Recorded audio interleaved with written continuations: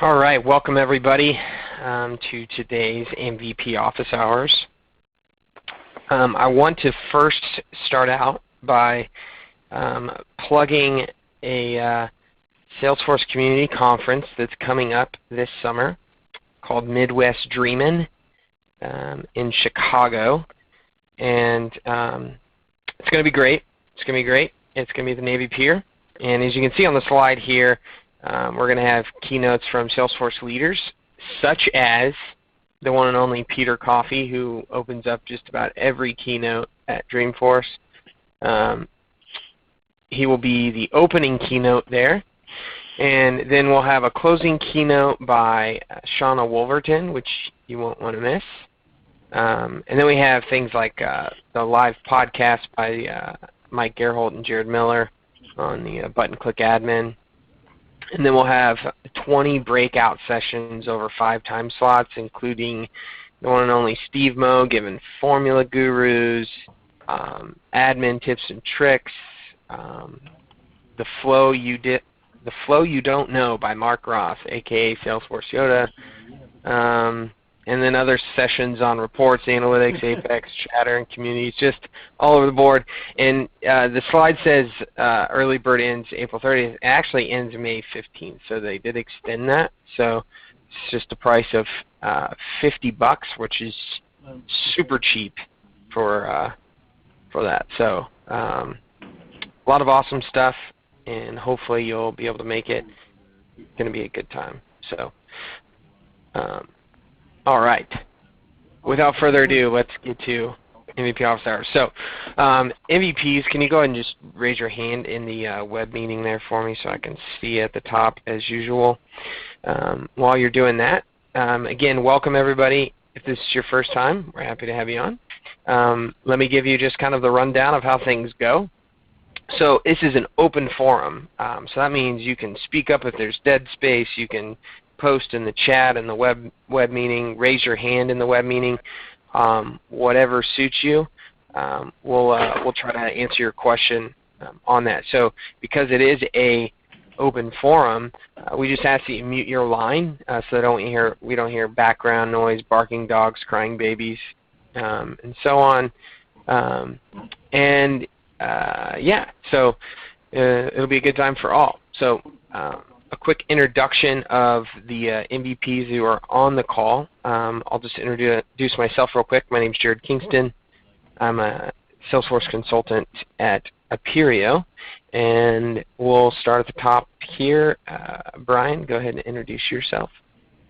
Hi, I'm Brian Kwong. I'm also known as the strange guy that occasionally walks around with a wizard hat on. I've been a Salesforce MVP now for starting my 2nd year, and I do everything from declarative to code. Awesome. Daniel. Hey, this is Daniel Hoekst. I'm a Salesforce MVP in my 3rd year, I guess now, and I'm a senior developer at AREV Laboratories in Salt Lake City. So looking forward, I can try to answer both things, but declarative and coding as well. So we'll have some fun. Awesome. Deepa. Hi, this is Deepa Patel. I am a Salesforce MVP now in my 3rd year as well. Independent consultant and also a Silicon Valley user group co-leader. Awesome. Thank you, Deepa. And a big welcome to a new MVP, Kartik. Hi, I'm Kartik Vishwanathan, and this is my 1st year as a Force.com MVP. I'm really excited. I am a Boston Developer Group user leader, and I am a senior developer. Awesome. Thank you, Kartik, for being on. And then it looks like Conga Pete.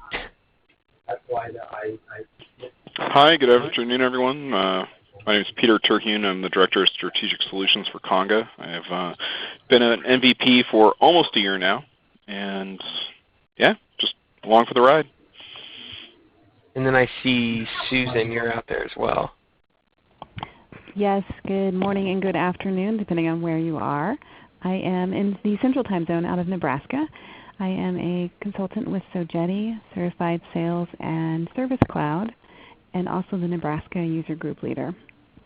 Awesome. Awesome. Thanks for being on. And I don't think I missed anybody else. So All right, so now let's go ahead and open up for questions. So if you have any questions, go ahead and either speak up or post in the chat. Oh, look at that. Tony, you are right on it. So I'll just go ahead and read this question here. Is there a way to pull a report of all views, reports, dashboards, etc. that are shared to a specific public group, or some other way to figure out if and where we are actually using all the public groups that are created? Anybody want to take that question? Any of the MVPs?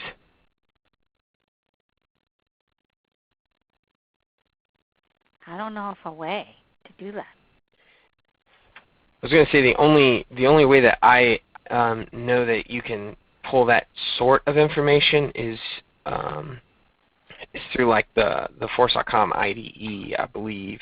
I don't really know of many other ways, unless any other. Yeah, I mean, and you would have to kind of manually do it for one dashboard at a time versus going through and trying to pull together a report, because there's no real way to report on that.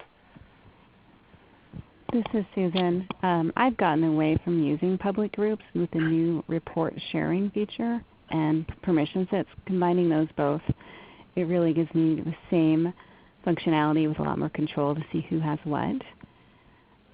Kind of along those lines, I do run a report of reports on a monthly basis to see what reports are not being looked at.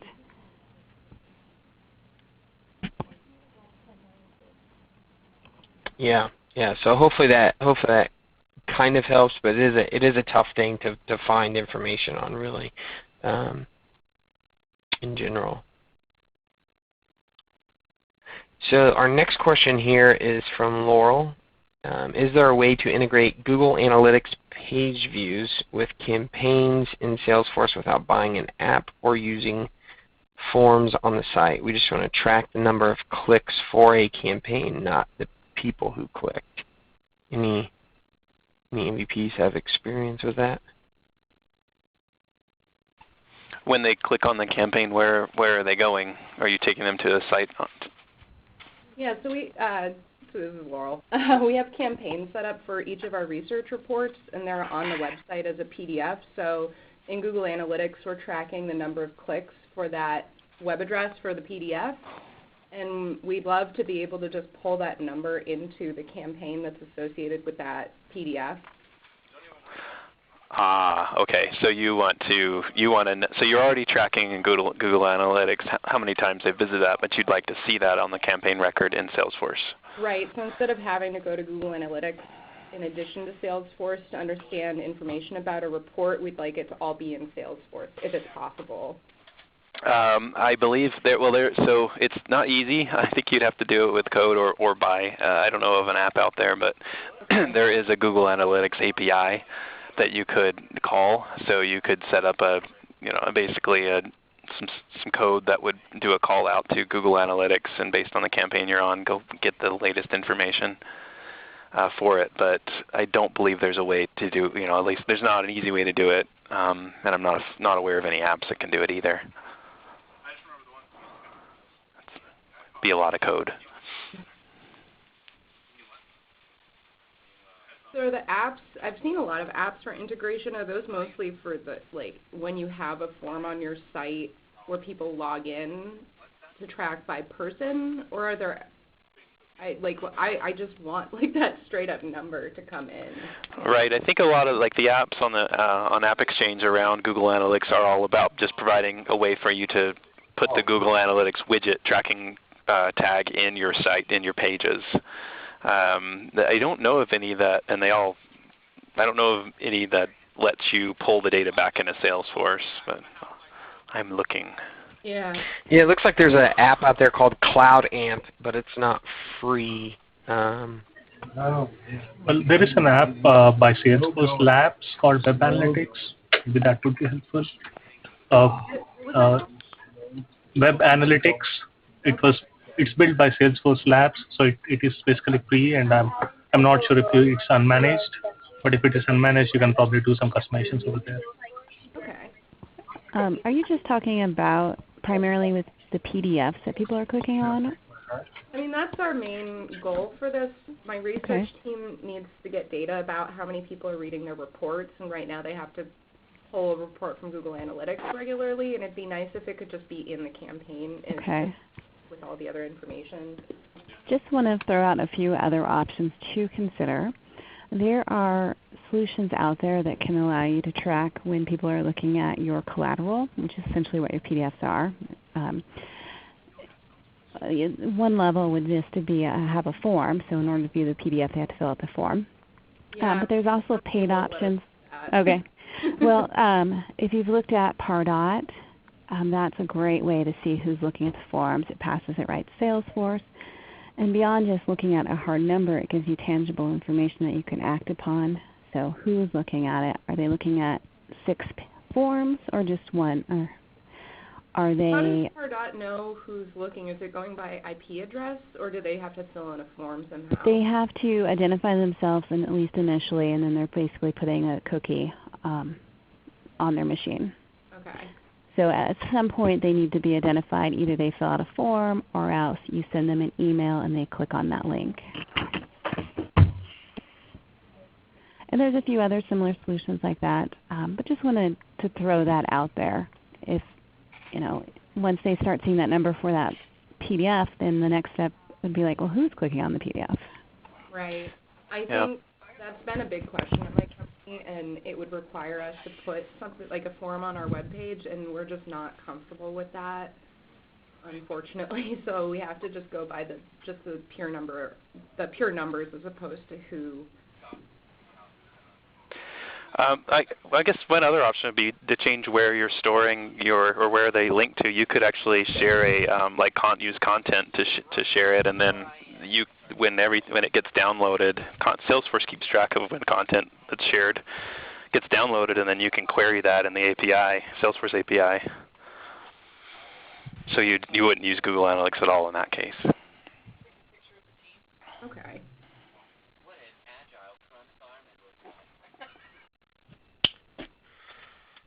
All right, awesome.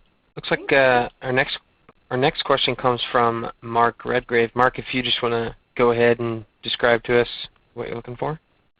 Yeah, hi guys, it's Mark here. First of all, congratulations on class of 14. That's pretty cool. Well done to all of you. Listen, so we're kind of new to AppExchange. We've been a partner with Marketing Cloud for a couple of years, but we're kind of new to the whole AppExchange thing. We know from our marketing automation stats that like over half our emails are open on mobile. When the gated content that's on AppExchange doesn't seem to be accessible through mobile devices, which just seems kind of weird. And I wonder if we're doing something wrong. So for example, right, our app Tribes, we have like test drives and demo videos on AppExchange, but when you open them on a mobile device, like none of that functionality seems available. Are we doing something wrong, or because Mr. Benioff keeps telling me he runs a business on mobile? I don't kind of get it if you can't access the features. So I'm wondering if we're doing something wrong. Any MVPs have any insight there? Are you using Salesforce content and libraries then? No, it's just that it's this really standard stuff. So I'm talking about just the demo videos and the test drives. All pretty standard functionality for the AppExchange listing. Oh, from the AppExchange is what you're talking about. I see. Yeah. Sorry, I missed that part. I don't think you're missing anything. Because obviously we've got, we're sending, so we're driving people to the listing, of course, through our marketing automation. But I mean, I was shocked at the statistics. Like, nearly 60% are being opened on mobile devices, and unfortunately, we want them to engage on the listing, but they can't. Which does seem a bit inefficient. Well, not inefficient. It's kind of a bit whack. Have you? Yeah, go ahead. Sorry. Have you tried to post this on the partner portal and open a case and find out if there's something that you're doing wrong, or if there's something that's a glitch in the app on the AppExchange? I haven't. No, I can do so though. Of course. Yeah, I can. I would suggest that you open a case on the partner portal and and see if there's something that's a glitch or if there's a step that you're missing, because I know the partner support is great at getting back to you and helping you out as well. Yeah, cool. Okay, that's no problem. I'll do that. I just wondered if any of you guys had personal experience of similar things, but I'll do so. Just my personal experience, I look at a lot of apps on the App Exchange, but I've never looked on them from my mobile. I do look on them from my iPad, which is considered a mobile. So it'd be interesting to see what device they're using. Yeah, this is opening on iPhone, and Samsung, Galaxy. So they're the test devices that we use. But we don't have the individual device breakdown or marketing automation. We just know it's a mobile device. So awesome. Awesome. All right. Who else has a question? Feel free to speak up, raise your hand, or post in the chat. Jared, it's Mark again. Can I just ask one other question on a absolutely. So the app we've just launched is an app called Tribes, right? And what it does, it sits on top of one of your apps, which is the Salesforce for Twitter and Facebook. Now, I don't know. I'm wondering if any of the MVPs have experience of this app, because when we're engaging with clients, they have to install the Salesforce for Twitter and Facebook app to start the social stream. Then our app sits on top of it and automatically creates cases from customer service conversations, right? So that's kind of how the dependency works. Now, we're having a lot of trouble with people validating their Twitter and Facebook accounts, like within the Salesforce for Twitter and Facebook app. It's really weird. It's like it doesn't let you validate, because it's almost like, even though you have administrative privileges on Twitter and Facebook, it feels like there's something within Salesforce that says, hold on, you didn't initiate this org originally, and therefore there's a mismatch between usernames across Twitter, Facebook, and your Salesforce org. It's a really strange problem. I wondered if any of the MVPs had experienced anything of that. MVPs? I haven't used that app personally.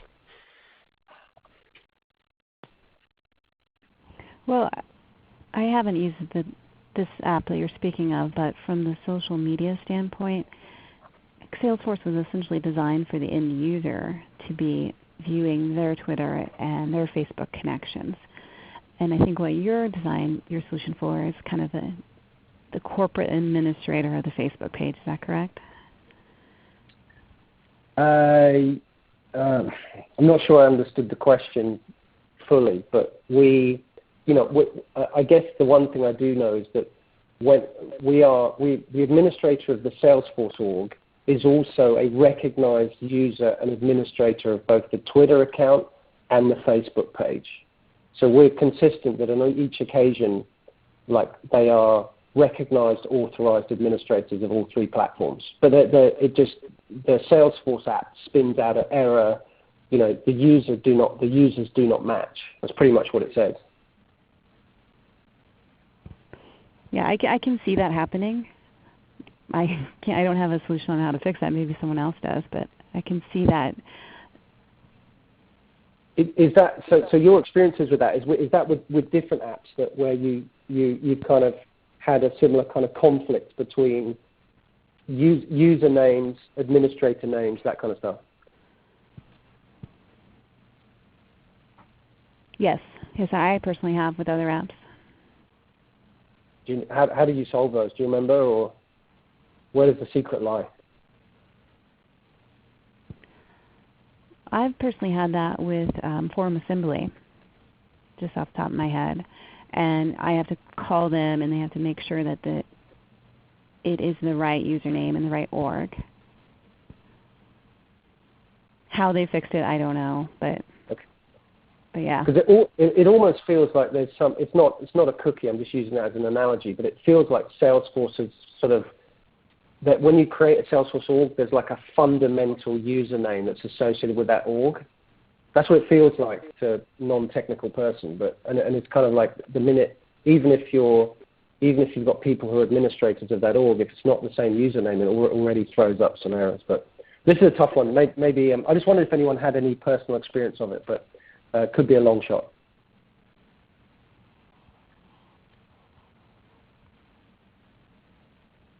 Cool.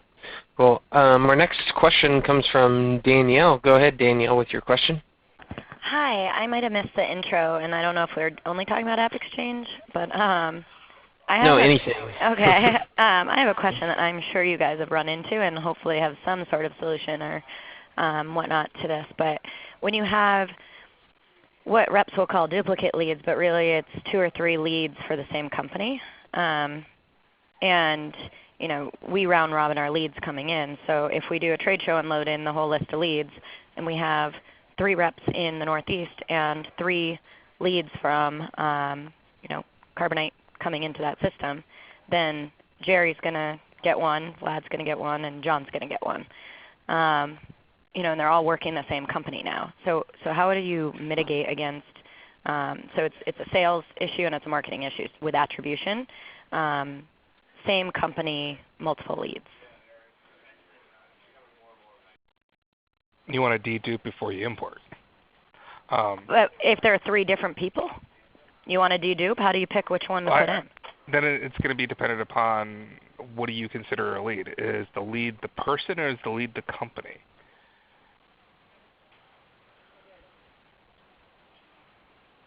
So things I've seen people do is you say, a particular company is a lead. The people who are there is just the person we're going to contact. So if you end up with, say, 3 leads for the same company but with different people, they essentially consolidate it down so they would say we're going to pick one of those people to be the first name, last name of the lead, but then we put the additional people and contact information in the description field of the lead, for example. And so you only end up creating 1 lead for the company instead of having multiple ones. So that doesn't seem highly scalable. Yeah, it's painfully manual. Yeah. Another method that I might recommend, before you import your list, see if you can group by company name, or do some type of filter and sort. Because when you're moving in leads into Salesforce, if you don't have an owner ID defined, then it would probably fall into the round robin. But if you do find an organization that might have, sorted by company name, and you have 3 lists or three records for the same company, before you load that in, add a record owner to that.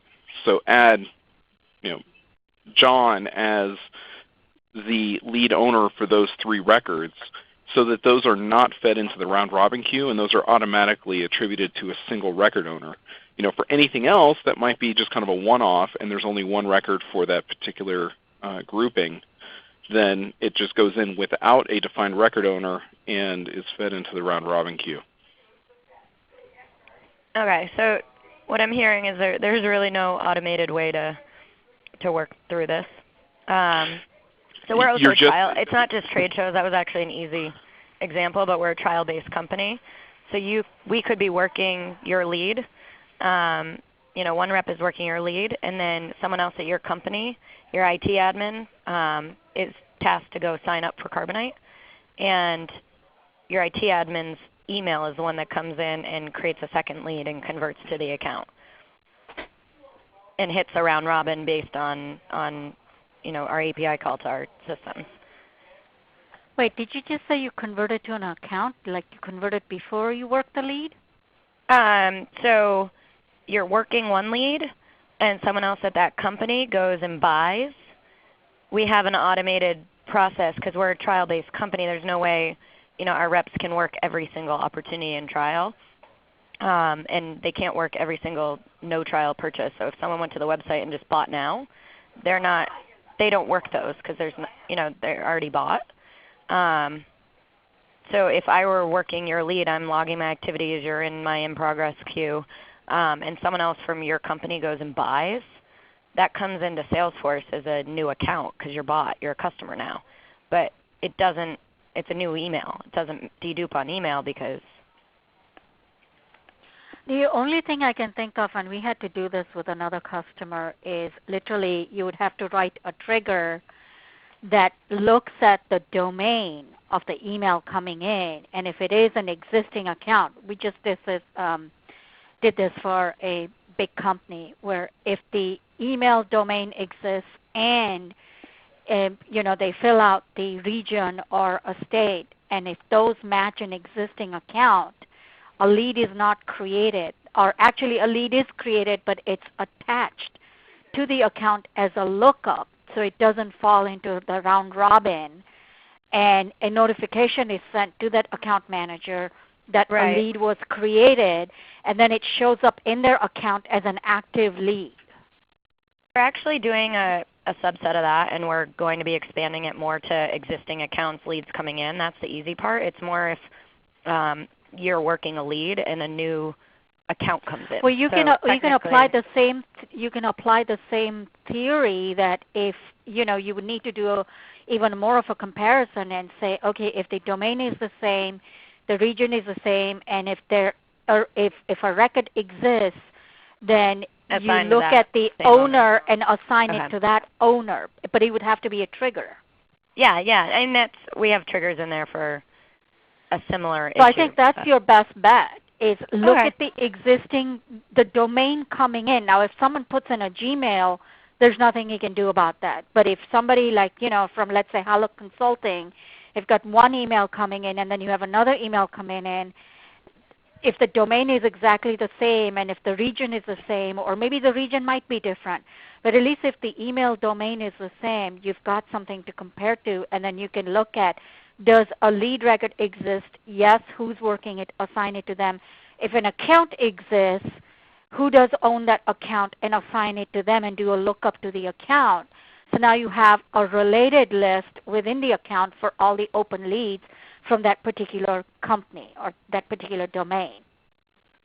It kind of works in a named account scenario as well. When someone is in charge of a big account, and if any new leads coming in, you compare the domain name and say, okay, this belongs to this account. It shouldn't go to anybody else. The thing I'd like to stress is that find duplicates button on the lead should be pushed every time, and they need to look to see, are there any people there from another company? And lastly, if round robin's just not working for you, a lot of companies are switching to geographically based. Yeah, and we're geographic but with multiple reps in that area. And I haven't honestly gotten my hands dirty with territories at all, but the find duplicates button is very easy for us as admins to say to use. It's actually getting a rep to hit it before they complain that there's duplicates. I can see you just absolutely need, because you're doing this automatically, you will need to write a trigger. But do you guys use any deduping tools like Ringlead or, demand tools CRM? We're not. We don't have demand tools. Ringlead has a upload deduping functionality that I absolutely love. And so what they do is they do all this comparison in the back end, and then they'll push a lead into the system. So they do check, but they check on the absolute email address. So you would still have the issue that if there's, if someone doesn't come in the second time, like if they come with a different email address from that same domain, you would still need to have the trigger, but at least their initial web to lead and their upload deduping tools, it screens those leads a lot better, so at least you don't get true duplicates, but then you would have to have a trigger to do the comparison for an existing domain. I don't see any other way of doing it. Okay. So I guess we're on the right track. Yep, you're on the right track there.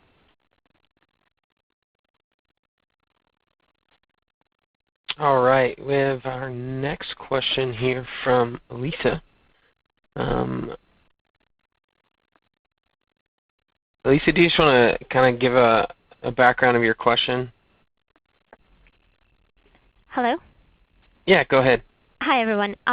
So as I mentioned in my question in the chat, I haven't worked much with cases yet, and this retro just came up.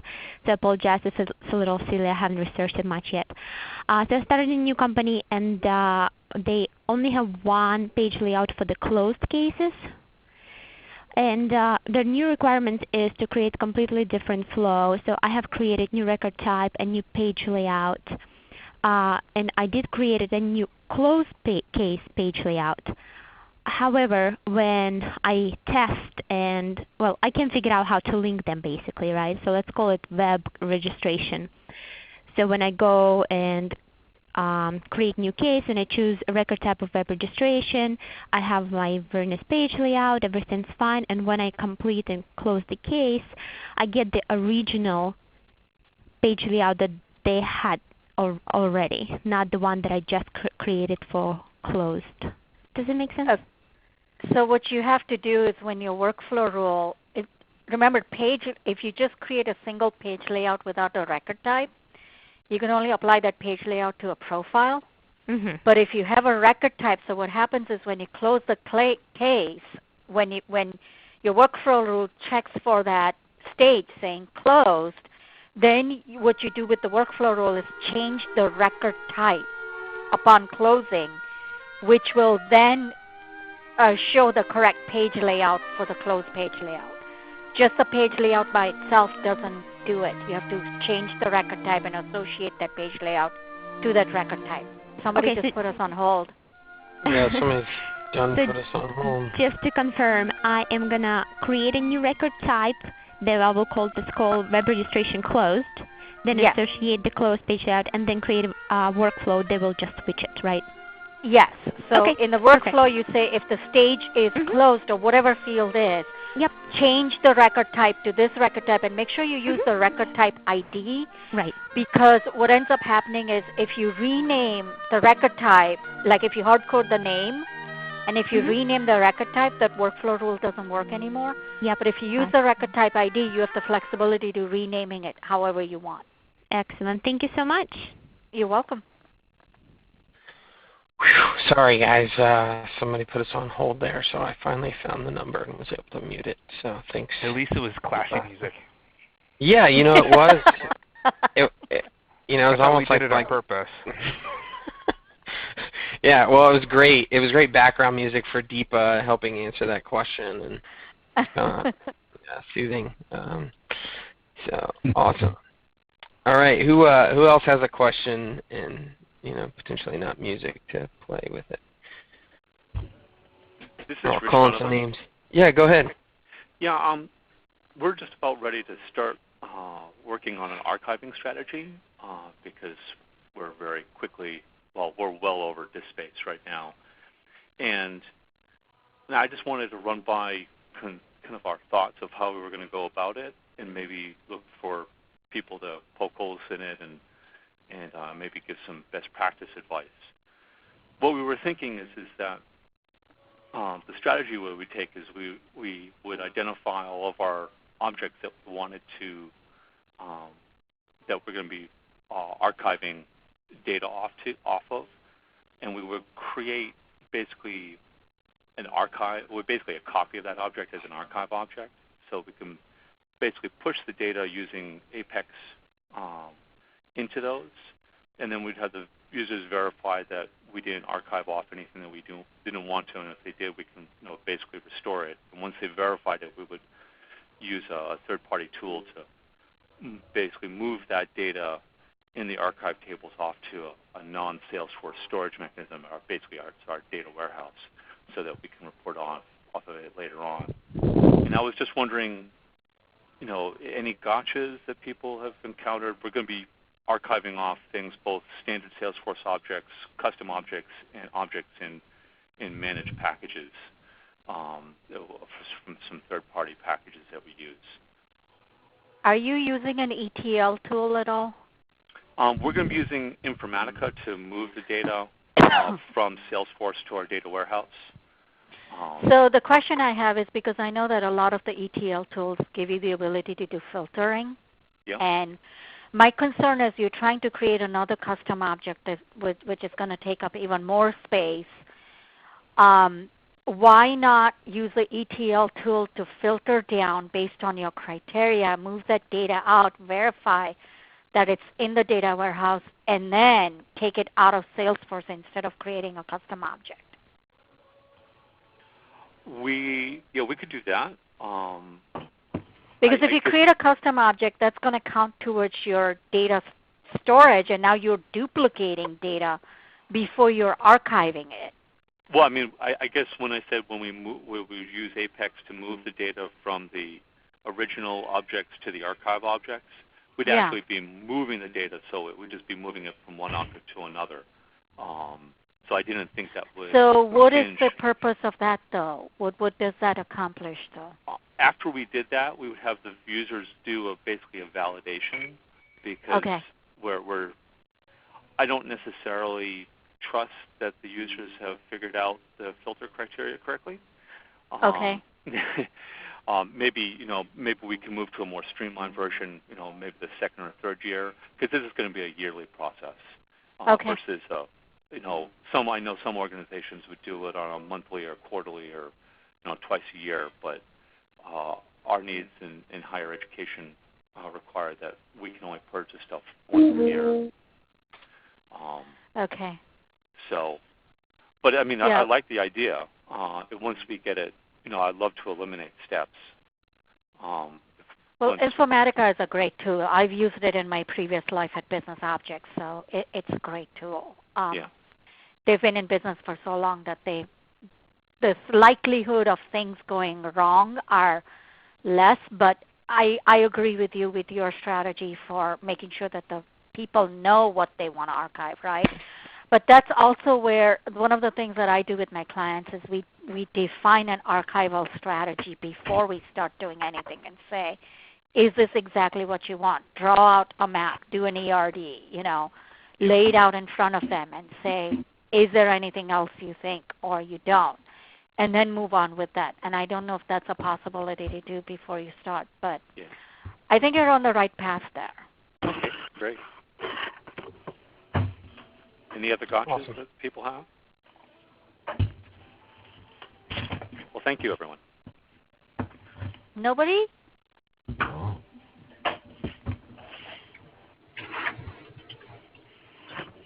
All right. Let's move on to next person who may have a question, or else I'll call on some names.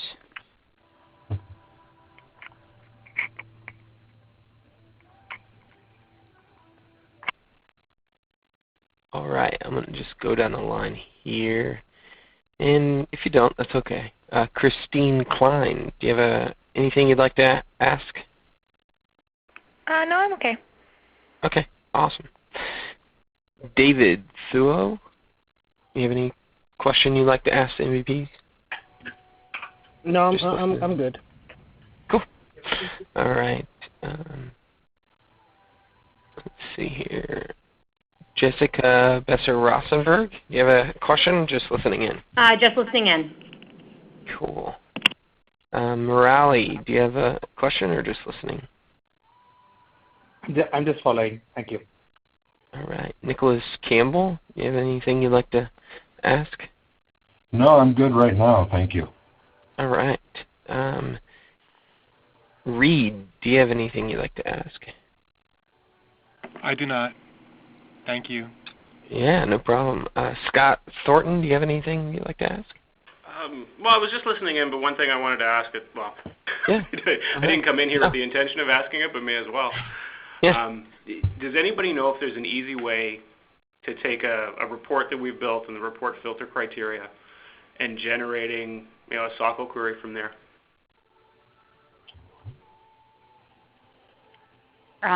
You mean like within the report itself, or what do you need the SQL query for? I'm looking to extract data in a cleaner way than exporting the report. All right. So have you heard of Conga? Yes. Okay. So Conga allows you to write SQL queries. And it is an extremely effective tool. Like, I love Conga. I'm a Conga queen. But what that also allows you to do is, like I have clients where we've got 20 SOQL queries coming into one report, and the output is an Excel report. The other option is, and let me get to my, it's a Windows program. It's the Force.com Explorer. What that allows you to do is run a SOQL query and bring data outside of Salesforce. So you run this utility on Windows, log into your Salesforce just like as if you were using IDE, run the SOQL queries there, and then it shows you the data, the results that you get. The only thing I don't know is, I've never really exported out of it. Hold on, I'm bringing it up. What I think you can save it as an Excel file. Let me see if I can log in as, give me a second here real quick. But I think your question was, can you create a SOQL query, or can you create a SOQL query based on a report? So exactly. take what the built a report and they've got the data. They've got it the way they want, and they've built it declaratively. Now I have to go back and find a way to use that same, basically recreate that same logic. Right. Have you heard about the analytics API at all? Well, I think his question is just how can he get a nice SOQL query out of based on a report? And the answer to that is you can't. You can't. Yeah, you can use some things like Workbench or the Force.com Explorer to help you build it, but to find the fields, you don't have to type everything manually. But you're going to have to rebuild it. There's the engine underlying them is quite different, I believe. So. Another feature that's also included inside Conga is the Conga SOQL. Peter's on here. The Conga query object that's included with our managed package has a simple button for query assembly. And it's really just a 4 or 5 step wizard, very similar to the report builder, that allows you to kind of walk through and build the entire SOQL statement, select and then just click through the fields that you'd like, and then the next step is, which filters do you want to apply to that, and then it even gives you a method to test it, but it only gives you back maybe the first 20 or 25 records in the testing. But once that SOQL query is assembled, it's a very simple point and click without having to go in and pull all of the API field names. It also does a nice job of being able to pull fields from other lookup tables on your object. So if you're querying, opportunity products, you're going to be able to get all the opportunity and all the account and all those different fields that are relationship based through the query builder button.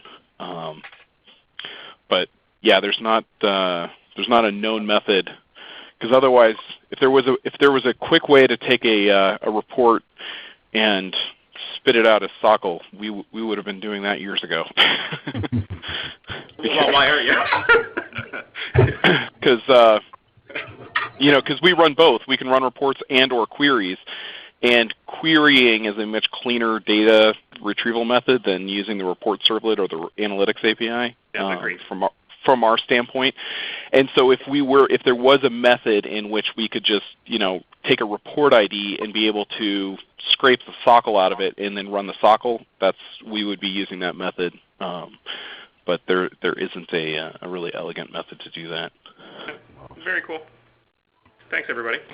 Yeah, Conga's a great product, guys. Anybody needs beyond reporting. And Peter, I forgot you're on the phone. No problem. All right. Does anybody else have any questions for the MVPs? If not, we'll give people time back in their day. Yeah, alternately, as an alternate solution, I'm not an MVP, but I just wanted to say that, is it possible to pull out the metadata from the Eclipse IDE for that particular report definition? I think you can use the analytics API to get all the information about the report using the report ID. And it gives you back in a JSON format, so you can easily serialize it into other objects. And you can basically get the filters and the fields and everything that you have built on the report on the API, using the API. Oh, okay, and then reverse engineer that by, for example, group by and use a roller or something for that. Yes, So there are like really cool forum posts by Pat Patterson on the developer blogs to use the analytics API to get the information from the reports and use third-party tools like T3JS or Google to like build the dashboards. Okay, thanks. Awesome. Anybody else have any questions?